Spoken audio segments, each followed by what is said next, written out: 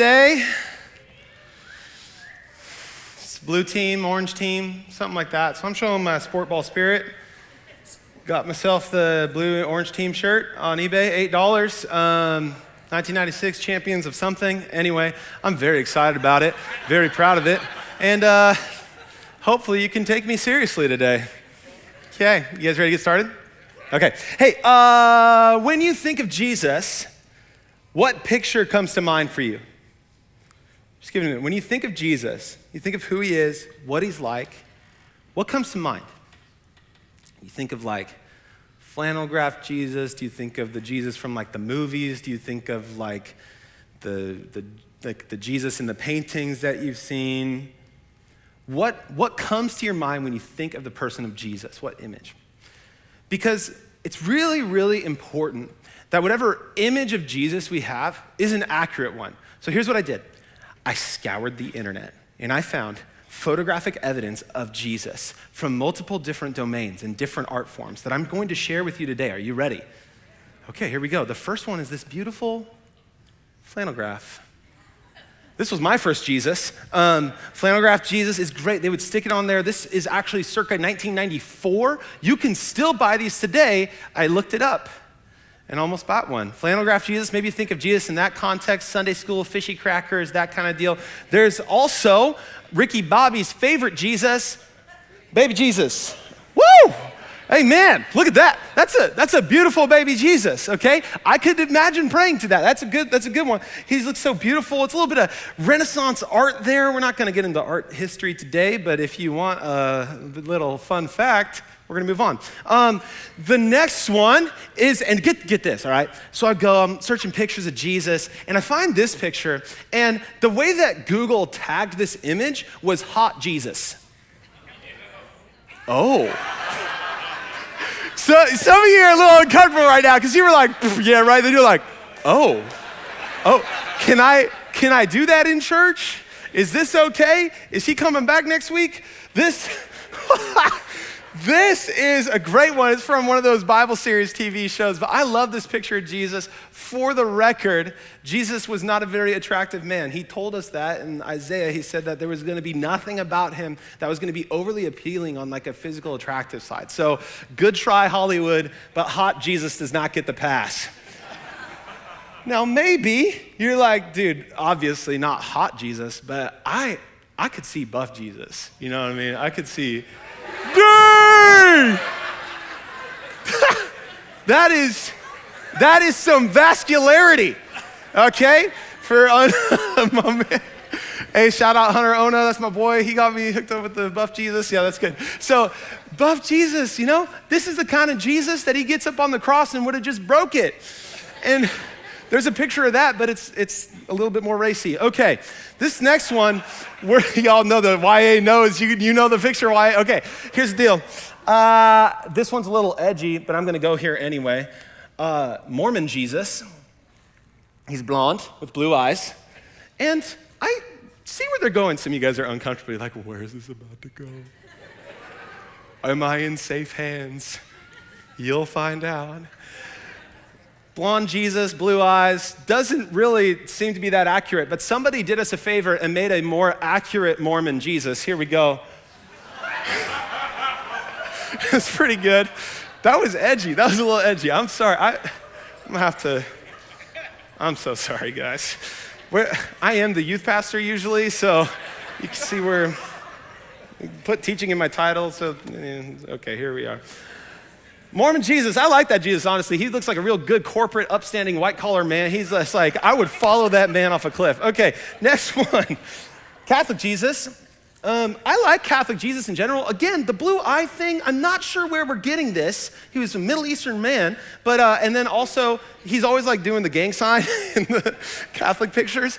And then the heart, I still don't quite get, because it's like, I know it's like the Sacre-Cœur, or Sacre-Cœur, or whatever you want to say, Sacred Heart. Anyway, definitely doesn't seem that accurate, but the last Jesus, the one that really rose to popularity in the 2010s and beyond, is Internet Jesus.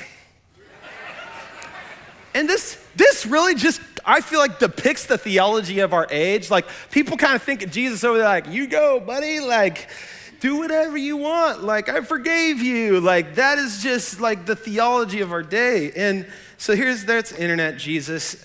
You know, I show you these to be very explicit in jest, okay? I don't think Jesus looks like any of those pictures for that matter. And you can move on, Jess. You're awesome. Thank you. Jesus probably didn't look like any of those pictures, but our image of Jesus and what Jesus is really like is so critical for us to have a true understanding of. Because what Jesus is really like informs how you live your life. Here's why. If you are a Christian, if you're a follower of Christ, what Christian means is little Christ. It means that you model your life, what you think, what you feel, what you do, after the person and work of Jesus. And so our picture of Jesus is so critical because it ideally would influence every single aspect of who we are and of what we do. You know, I grew up with an image of Jesus that was kind of far off, a little cold, a little calculated, said the right thing at the right time every time. I grew up with the image of Jesus that was detached emotionally. And it wasn't until I really went into college and started diving into like deep study that I read this book called The Jesus I Never Knew. It's a great book. What it did is it started to undo some of my perceptions of who this man Jesus really is and really was. I learned that Jesus had a sense of humor. If you read through the Gospels, like there's very many moments we should be rolling on the floor laughing at things that he said. I learned that Jesus was sarcastic sometimes. I learned that Jesus was with people. He was an incredible listener. He was present. Jesus saw people and wanted to hang out with the people who were on the margins of society, the ones that nobody wanted to hang around with, the ones that nobody valued, the ones that were always overlooked. Those were like the first people Jesus went to, were the people on the margins. That's the kind of person Jesus was. And the more I started to learn about who Jesus was and then take an inventory of my life, the more I was realizing that there's some incongruency between me claiming to be a little Christ and the Christ himself. Jesus himself, who he is, what he's like, is something we have to know and have to be keenly aware of. But the problem is our culture is inundated with misconceptions of who Jesus really is. So who is Jesus really? Here's the good news. The book of Revelation was actually written to show us who Jesus really is. Here's what Revelation means, okay? It's not revelations. I know that's easy to mix up. It's okay. We've all said it. It's the revelation of Jesus Christ. That's the title of this book. That's what John says the title of the book is. The word in Greek is actually apocalypse, apocalypsis. Now, some of you are like, apocalypse, that's like the raining fire, all that stuff. No, apocalypse means the unveiling, the revealing, the showing what true reality is. So what John does in the apocalypse of Jesus is he pulls back the curtain of what reality really is. He says, this is who Jesus is really.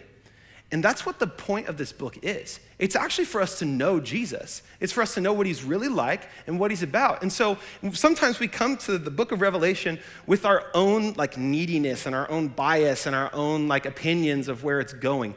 The bottom line of what John's trying to get us to see is Jesus. So last week we started. This week we're picking up in verse 9. But what I want to do is we're going to revisit some ground rules because it bears repeating. And for all of us who are going to be here, these are some really good guidelines as we go to walk through Revelation. Revelation is about the unseen present of Jesus and the unseen future of where we're headed, okay? Revelation shows us who Jesus is. That's why it's called the revelation of Jesus Christ. But here's some guiding parameters, okay? When you read through Revelation, sometimes we ask the question, what did John really see? Okay, we're reading it, and I was that little kid in third grade who found Revelation in the back of my Bible and was reading it at night because it's science fiction. I'm like, this is so sick. There's a scorpion that's flying with a man face. And then you get into the deep backwoods of Christianity, and it's those are Apache helicopters, okay? The man face, that's the guy with the helmet, and then the flying scorpion, the stinger. And people get deep into trying to figure out, what did John see? It actually doesn't matter so much what John saw in as much as it matters what John means. It matters way more what he means, okay? So when you get to like a beast with multiple horns and multiple crowns on a horn, the question isn't, okay, was there really a beast with horns?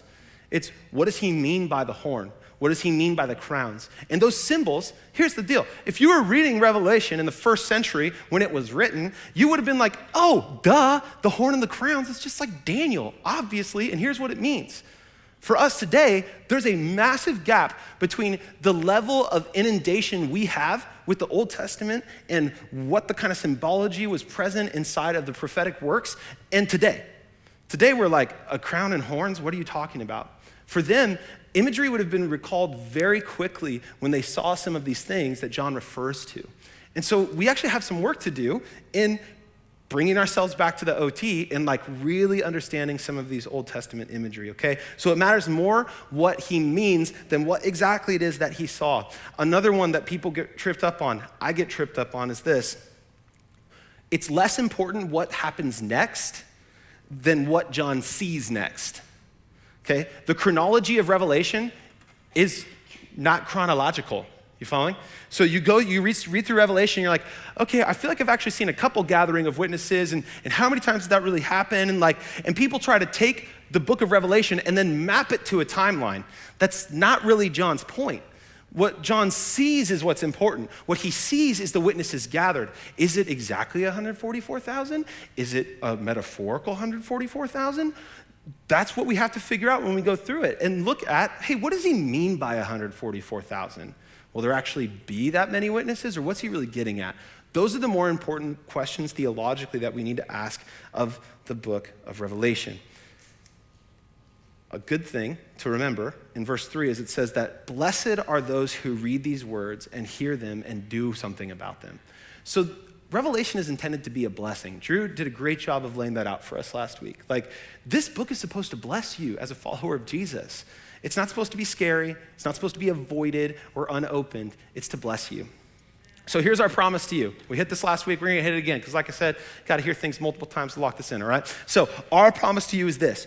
We're going to do our best to chase after author's intent. What did John really mean, okay? We're not going to get weird.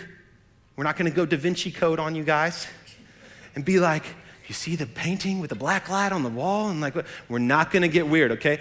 Can you guys promise not to get weird with us? No? Okay.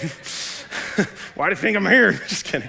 Okay, so we're gonna promise not to get weird, but we would ask you guys, hey, let's come to this, and one of our guys, he had a really, really good way of putting this. He said, we need to get some divine amnesia, okay? We need to forget some of the preconceived notions that we have about Revelation, because we're gonna come with the Apache helicopter in our back pocket and being like, I don't know, it seems like that's what it could be. We don't wanna come to it with those kinds of ideas. We wanna come like, okay, Jesus, what do you have for me in this book? What did you want me to know? And then we're gonna say, big ideas are more important than the little ideas. It's more important to go through the big picture and not to get lost in the sauce of what starts to happen in Revelation with certain phrases or numbers that maybe don't click for us. So we're gonna keep big ideas more important than little ideas. You guys think we can do that? Yeah. Great, you said it last week, so we're gonna say it again, and now we're locked in. Okay, there's no turning back. Here we go. Revelation chapter 1, verse 9. Here's what's happening. John has introduced to us the big idea of this book. It's the revelation of Jesus Christ. And Jesus reigns with his church. He's there with his people. He's on the throne. And so John actually addresses these 7 churches that are from the region that he was likely doing some ministry in, okay? And in that region, there was an increase in the worship of this emperor, okay, the Caesar. And so what he does is to come against that kind of emperor worship, he shows people that Jesus is on the throne. He shows them the vision that he's given by Jesus when he's in the Spirit. And so he's encouraging them to stick with the truth, to not give up, to hang on to the realities of who Jesus is. They needed to see who Jesus really is. So Revelation 1, verse 9 says this, I, John, your brother, and partner in the tribulation and kingdom and the patient endurance that are in Jesus, was on the island called Patmos on account of the word of God and the testimony of Jesus. Let's start with John. Last week, we saved it for this week. Who is this John we're reading about? At first glance, maybe you read it and you think, oh, this is the John who wrote John, and this is the John who was the beloved disciple with Jesus. Here's the reality. When it comes to how people are trying to unpack the book of Revelation, there is a discrepancy on who they think this John is. There's a big group of people, very well-respected scholars, who lean toward a person named John the Elder, not the John that had been following around Jesus in the same way that John the Beloved was. There's another group of people who would say it's John the Beloved. They have really solid arguments for it. They can build up a great case for it, from whether it has to do with like different references he makes specifically of Jesus, or even church history referencing back to him being the actual author of this. Here's what matters. Especially in biblical criticism, it can go way into the weeds, and there's people who are like, yeah, John didn't write any of it, and here's the 6 different sources. Like, you can go way into the weeds with this thing. What's important is that there was a man named John. He was a faithful disciple of Jesus, and he was suffering for his discipleship to Jesus. He was exiled to this island called Patmos because of his discipleship to Jesus. Now, I probably lean a little bit more toward John the Beloved than I would John the Elder, but there's people who lean more toward John the Elder. We can agree to disagree. I know it's a very foreign concept in 2022. You're like, wait, we disagree? I'm blocking you on every social media platform. You have a different idea than I do? I'm gonna make sure my friends block you too. Ooh, it's getting moody. He's coming back. Just kidding. I'm kidding, gosh. Hi, thanks. Okay, so here's the deal. When we disagree with people, sometimes we just put them into camps and write them off. It's like, maybe we could have a little more emotional maturity than that and agree to disagree on some things, and that's okay. Because there are some things that are okay to hold in tension. And if you look at Jesus' first followers, that first 12 that he gathered together, he had numbered among them a zealot, which was basically like somebody who was trying to overthrow the Roman government and burn down buildings. And then he had with him a tax collector, an employee of the Roman government. They're both on the same team. They both wrote big portions of the New Testament. They both were faithful followers of Jesus. It's okay to disagree sometimes. And so even in this arena, there's probably not going to be any major theological implication that we can drag out from whether or not it was John the Elder or John the Beloved. But what we do know is there's a man named John who loved Jesus and had a vision of Jesus and was told by Jesus to write it down for us because we needed to know it. So he's on this island called Patmos. Patmos was actually think of it like Alcatraz, okay? So it was this island off the coast, and it was kind of like a place where you'd be exiled to, but it wasn't like a deserted island, okay? He wasn't just alone in a cave. We know that there was a temple there, and there were other settlements that were on that island from that same era. So he's exiled there because of what he believed, because he believed that Jesus was who he said he is. And so he writes this: I'm your brother and partner in the tribulation, the kingdom, and the patient endurance that are in Jesus. There's our first trigger word for the morning: tribulation. That's one that people want to fight about all day. Wait, like the tribulation? A tribulation? What does he mean? See, I actually like the NIV's rendering here a little bit better because it says, your patient brother in the suffering. But it's helpful to understand this word tribulation. You see, I grew up in a pre-mill, pre-trib perspective on Revelation. As I've been studying and growing more, I'm just more optimistic than anything. You know, you got pre-mill, you got a-mill, you got post-mill. I'm optimill, okay? Something good's gonna happen and Jesus is in control. I lean certain ways, but I'm optimill, okay? Maybe they will write a book, Finished Grace, let's go. It'll challenge the heresy. Anyway, so this word tribulation, though, carries with it a connotation. Why would John choose to use this? If you dig into the Greek, the word there is lepsis, and that's the word that's also used for tribulation. It's also used for suffering. So what's he talking about? You see, if you read through Revelation, what you're gonna see is this idea of tribulation, this idea of suffering and persecution against the church is a through line in the entire letter. It goes from start to finish. You see, the persecution of the church started when there was the church. right? There are also cycles throughout history of intense persecution of the church. We can know that just by looking back at our history books. We also know that there are coming future persecutions of the church, other tribulations of the church. Now, whether or not it's the 3.5 window, other 3.5 window, we don't know. What we do know that he's referencing here is suffering that the church is undergoing because they are in who? Jesus, right? Okay, so that's actually what's most important here. That's what I mean when we say we need to lay down some of our preconceived notions. What matters here is John saying, hey, I'm with you in your suffering, I'm with you in your pain, and I'm with you in endurance and holding on till the end because of Jesus. Even this is about Jesus. It's not about tribulation, not tribulation, kingdom, patient endurance. He says, look, I am with you in this. That's why I'm on Patmos. And he goes on to say this in the next verses. He says, verse 10, we're only one verse in, guys. I got 14 minutes. Let's do this. Okay. Verse 10, he says this, I was in the Spirit on the Lord's day, and I heard behind me a loud voice like a trumpet saying, write what you see in a book and send it to the 7 churches, to Ephesus, to Smyrna, to Pergamum, and to Thyatira, to Sardis, to Philadelphia, and to Laodicea. These 7 churches he's referring to are 7 of the most prominent cities in Asia Minor, the province that was ruled by the Roman government. These 7 churches are real churches. If you look historically, these are real things that really existed. You can find archaeological evidence of these different churches. Here's the challenge with the 7 churches. It's one of those things that people sometimes fit into the category of symbolism. They would say, okay, well, actually the 7 churches represent 7 ages across the history of the church. On some level, they're kind of right. You can, if you do really good eisegesis, map the 7 eras of the church history to the 7 eras of the 7 letters in Revelation. You could do that. I don't know if that's John's point, but there's many people who think that's the perspective. There are other people who would say, actually, these 7 churches are actually just 7 different buckets that us Christians find ourselves in sometimes. I think there's actually a lot of benefit to that as well. Because if you think about the way that John's writing, if these are real Christian communities he's writing to, there's real instruction that was there for them. When we do good exegesis, we figure out what it said there and then apply it to here and now. I would say the letter to Ephesus is one of the most convicting letters you're gonna read.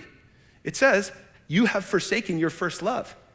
Like that hits me, because I'm like, wow, when I read that, I'm brought by the Spirit to think to myself, have I been more concerned with just doing things for Jesus? Have I been more concerned with just like showing up or putting in work? Or do I actually love him? There's great utility in the letters for actual spiritual transformation. And so yes, it can represent that. Maybe you're in the spot of Philadelphia or Laodicea. Like it can apply there. But what's most important is Jesus. Right? So Jesus wants these letters written. There are 7 communities. Also, the order that he writes this in is the geographical order in which they would have received the letters, which gives more credence to the idea that they're written to real people in real time, real place. So he says, write these letters. And here's where this vision of Jesus comes into play. Now, how many of you like documentaries? Any documentary people in here? Okay, good. Last service, they were like, no, I love that you guys, half of you love them. I am a big fan of one called Chef's Table. You guys heard of Chef's Table? It's an oldie but goodie, and when I say oldie, I mean like 5 years old. And I love Chef's Table, but they would like, that thing, I'm rewatching it right now, that's why it's on my radar, but they would like set up this like little salmon egg dish, you know what I'm saying, little orange shiny things, right? And they get this camera that costs more than most of your cars. And I know most of you have nice cars too. Like it's nice, camera goes, and just like this epic slow motion of the little salmon eggs, and they're like spinning on the plate, and you're just like, ah. Okay, I get excited by that imagery, right? Now some of you are all like, where is this going? Listen, you guys know me by now. I'm going somewhere important, hang on, okay? So here's the deal. That imagery, when I watch that, I get inspired. I hear about the story of this guy who spent years of his life just begging to work in these French chef kitchens to learn how to make the perfect sauce and then eventually just make salmon eggs. Like they devote their whole life to this craft. And I look at that and I'm like, you know, if they can do that with salmon eggs, I can be a better dad. Amen. Amen. Here's what I'm saying. Like, if they could devote their whole life to just like garnishing this thing, I'm like, gosh dang it. Like, I can actually step up, you know? Like, maybe some of you don't get that. It's okay, you'll get there. Here's what I'm trying to say. Imagery has the ability to inspire you to step into what's best for you. Okay, so imagery and picturing a preferred future or seeing something that's incredible, it can pull out of you something you didn't know that you had. What we know from what Jesus does is he shows us images of himself that are supposed to call us into a more faithful commitment to him. Following? So this image, we're gonna zoom in on it, okay? It's gonna be Chef's Table, we're gonna go for it. But what I want us to do first, and I'm pulling the youth pastor card, I want you guys to close your eyes when I read this to you. And what I want you to do is try to picture it. Try to picture it. Try to picture what would this have looked like? Verse 12. Then I turned to see the voice that was speaking to me. And on turning, I saw 7 golden lampstands. And in the midst of the lampstands, one like a son of man, clothed with a long robe and a golden sash around his waist. The hairs of his head were white like white wool, like snow. His eyes were like a flame of fire. His feet were like burnished bronze, refined in a furnace. And his voice was like the roar of many waters. In his right hand he held 7 stars. From his mouth came a sharp 2-edged sword, and his face was like the sun, shining in full strength. Just try to hold that image for a second. Like, what is this Jesus? Who is this Jesus? You guys can open your eyes if you want. Like, this picture of who Jesus is one of the first glimpses that we get in the revelation of who Jesus is. It's the unseen reality that's going around us at all times. This is Jesus, glorious, enthroned. I know a lot of times we talk about the throne of our heart, right? And how we want to knock things off this place in our heart that we often put up to worship, and we need to let Jesus sit there. Whether or not we knock Jesus off the throne of our heart, Jesus sits enthroned. He sits enthroned in heaven. This is what he's like. Now, language evades, or like the actual image of Jesus evades the ability for language to capture what he's really looking like. That's why John uses words like snow, like flame, like burnished bronze. He's trying to pull from these things, and here's what we know. Each of these things that John is referencing holds and communicates a theological truth about who Jesus is, about what he's really like. And he's pulling on imagery from all over the scripture, particularly imagery from the book of Daniel. If you haven't heard about the book of Daniel enough times yet in the first 2 weeks, I would recommend taking a deep dive into like 7 through the end of the book. You're gonna see some similarities to what's going on in Revelation. He says he sees this person standing among these lampstands, one like a son of man. We know from Daniel 7 that the son of man that would ride on the clouds, of whose kingdom would have no end, that is the prophesied Messiah. Jesus is referred to as the son of man more times than any other title in the gospel. He's the son of man who's come to be the Messiah. So he says, I look and I saw the son of man, and he's wearing this robe. The robe would have depicted something similar to like a high priest. The placement of the sash is an indicator that his work is finished. You see, in our culture, and this is a reference to one of our references that we love using from Darrell Johnson, but he said in his book, he's like, look, if you read something that said, there stood the man with the stethoscope, like you would probably infer that there's in some way involved in the medical profession. In the same way, when we hear about the Son of Man with the robe and the sash, we infer he's like the high priest, he's the high king who's finished his job and is enthroned. That's the kind of imagery happening here for the first century. He says that his head was white like wool, his hair was white like wool, like snow. This is actually a melding of 2 images that come from Daniel 7. At the top of Daniel 7, it refers to the Ancient of Days whose hair was white as wool. That's a reference to God himself. the one who is pre-existent, pre-eternal, who's been around forever and will be around forever. He's depicted as one with white hair that is like wool. John, in what he's seeing, melds these images of the Son of Man and the Ancient of Days, and he says, this is the Son of Man with the white hair and that's white as wool. He's saying Jesus is God. Jesus is the Ancient of Days. Jesus is pre-existent and eternal. Jesus is God. It's incredible as we dig into some of the implications there. He says his eyes were like flame of fire. Fire represents purity. It also represents purifying. So fire would mean that he is pure. As you look into his eyes, you know he's pure. You know what his intention is. But also, his eyes have the ability to purify you. Jesus can see through whatever you've put up. He can see through whatever lie you want to live. He can see through whatever false talk you have. He can see right through it. And the power of Jesus is he can meet us in those places where we've kind of lied to ourselves and just purify it and cut through it. His voice was like the roar of many waters. If you guys have ever been like hiking in the seasons where it's been after like a big rain, just the sound of the rivers, whether it's by the confluence in Auburn or somewhere else, like how deafening that can get. That's what he's saying the sound of Jesus' voice is like. When he speaks, it is so loud that you lose sensibility to other voices. You can't hear the other things anymore because the rushing water is too loud. That's the picture of the voice of Jesus as he is now. In his right hand, he held 7 stars. Now, these 7 stars are later explained toward the end of this chapter, but we also know that in their day, in the first century, what many people believed is that there were only 7 planets. So there were these 7 stars that were in the heavens that were repeatable on these repeatable patterns. People would track them, and they built astrologies out of them. You know, like you Capricorns in here? Okay. So they build whole astrologies out of it. Here's what John's saying with this one. He's like, look, the stars in his hand, Jesus is king over astrology. Okay, I don't know what the trend is now. Like, there's like people who say, yeah, I'm a Gemini, but I'm like a rising Aries and like a setting. Like, what? You know it's made up, right? Like, how much more made up does it need to sound before you wake up? I'm sorry. If you're into astrology, I love you. Please come back. I'm sorry. But like, he says, look, whatever astrology you think you're going to believe that's going to control your life, it's mine too.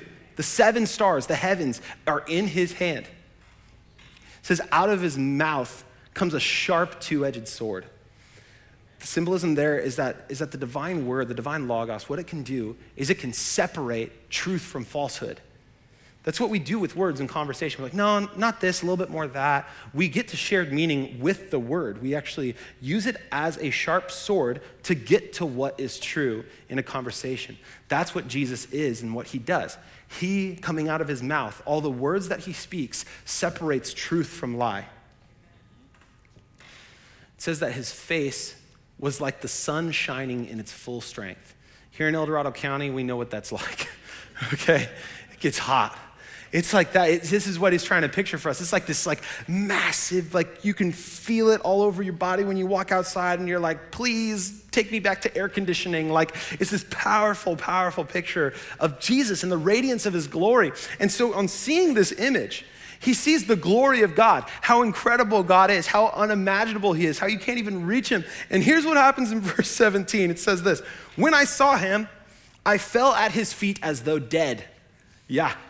That's about all you could probably do in that scenario if you saw Jesus in his full glory. He says, I fell to my feet as though dead. And then this glorious Jesus that defies linguistic interpretation comes up to him and places his hand on him. This is the Jesus John is revealing. He is glorious. He defies description. He is above all things. He is all powerful. And he's close to you. He's intimate. He sees you. He wants a relationship with you. That's him going and touching John. He's not far off. He's not distant. He's not removed. He's the God who is close. That's the revelation of Jesus. He says this, fear not, because I'm the first and the last and the living one. I died, and behold, I am alive forevermore, and I have the keys to death and Hades. He says, I have the keys to death and Hades. He's like, look, I know looking around, you probably think Domitian has the keys to death and Hades. Domitian was the Caesar at the time who instituted the imperial worship of himself, where every month they would have a day that was just dedicated to worshiping the Caesar. They would say, Caesar is Lord. They would pray to him. And so the churches he's writing to in Asia, they're the ones who are being like influenced by this imperial cult of the emperor. And he says, and if you didn't believe, Domitian would have you killed. If you didn't believe, the guy before him would have you killed too, and the guy before him. You see, those people were the ones who culturally held the keys to death and Hades. They decided who lived and who died on their whim. Jesus says, that's not how this works. I lived, I died, I rose again, and now I own death.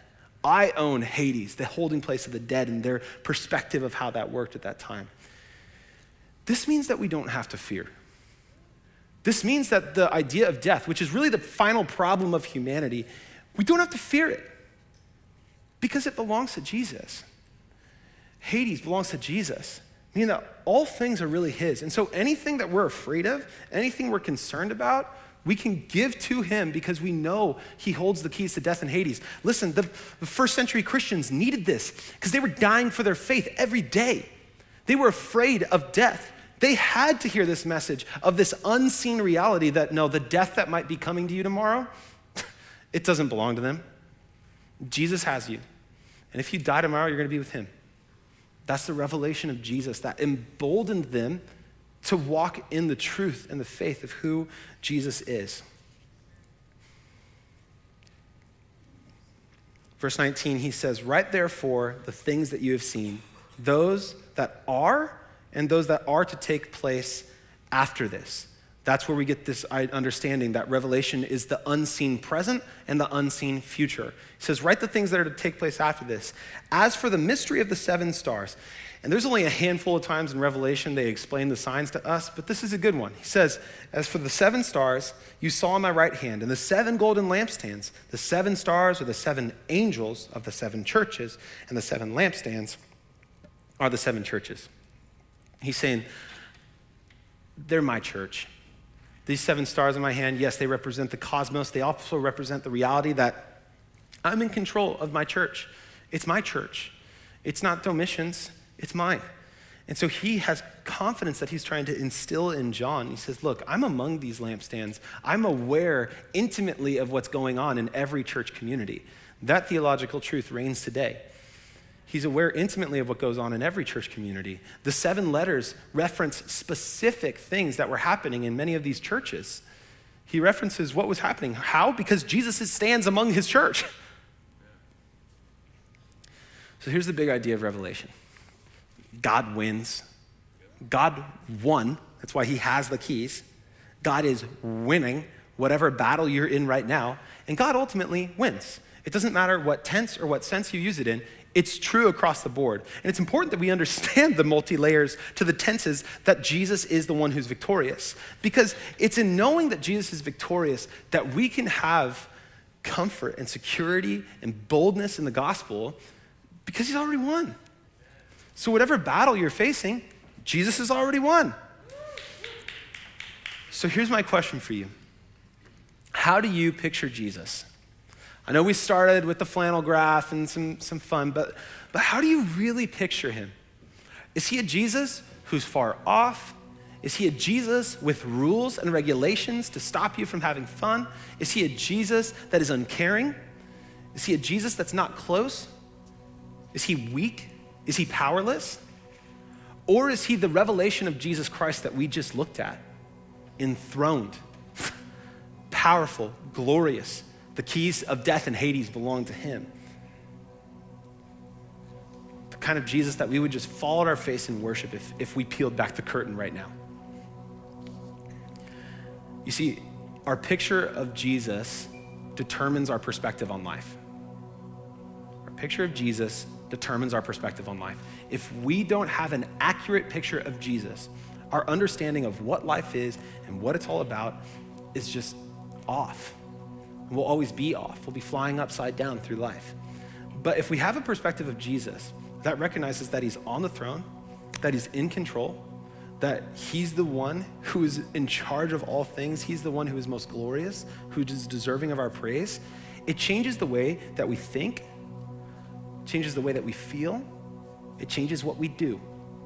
Because when we are feeling doubt, or we're feeling fear, or we're feeling like it's just not gonna work out, when you're feeling tired of your marriage, or you're feeling tired of parenting, or tired of your job, tired of just showing up, whatever you're feeling, your picture of Jesus influences the level of import that those things have. So you say, you know what? My marriage matters because of who Jesus is. I'm gonna be faithful because of who Jesus is. It's that perspective that starts to change. But if we don't have the right picture of him, how are we gonna live a life with the perspective of who Jesus really is? In parenting, we're transmitting the gospel to our children all the time, in every action and interaction, and more importantly, in the ways that we apologize. We're showing the gospel to people.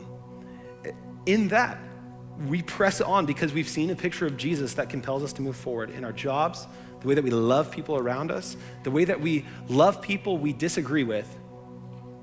It all comes back to our picture of Jesus. So what's your picture of Jesus this morning?